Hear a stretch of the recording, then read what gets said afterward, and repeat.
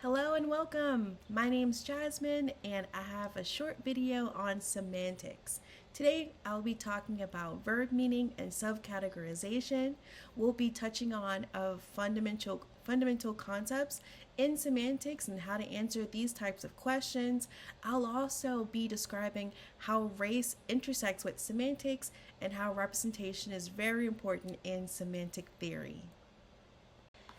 Starting with the basics, semantics is the study of meaning, how words and sentences express ideas, actions, and concepts. It explores literal meaning, inferred meaning, and the structures we use to express thought. These structures can be in the form of words, sentences, mental images, and meaning shift. Now on to the focal problem. Some verbs can take two noun complements, like throw the boy a ball. Others, like push, can't. The difference tells us something about the semantic structure of these verbs, specifically how they encode motion or force.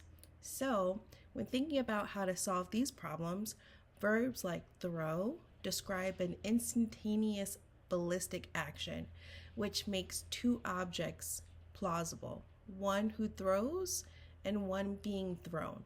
But verbs like push describe continuous force and don't follow the same sort of pattern.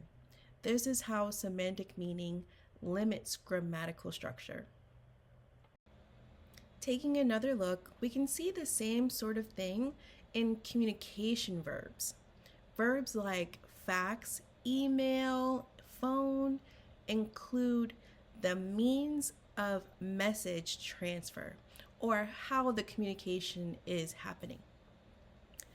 But verbs like streak, murmur, and mutter focus on manner of speech or how something's said. So they don't take two noun phrases in the same way. Componential analysis helps us break down meanings using binary features. So we have two examples here, boy and man. When it comes to boy, we could break it down into semantic features. Some positive features are human and male, but a negative feature or a feature that does not exist for the word boy is adult. When considering the word man, we have positive features for human, male, and adult. So this is how we can separate language patterns and help identify subtle semantic contrasts. Let's get into how race intersects with semantics.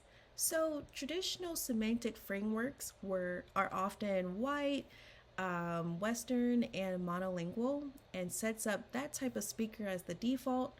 Sadly, that marginalizes other dialects and linguistic experiences that don't fall under that ideology.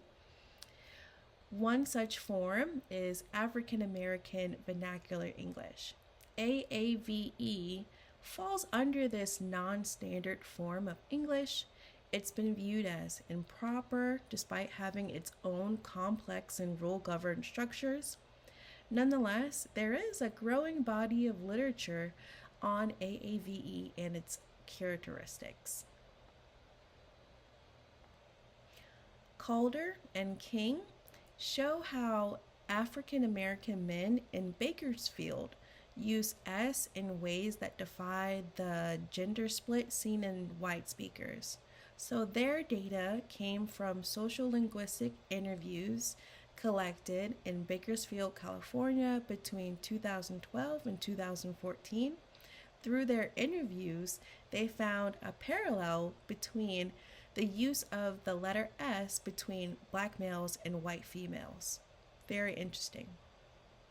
Another study was done by Jones and Hall, and they showed how AAVE has semantically and grammatically reanalyzed forms of the N-word into new pronouns and honorifics.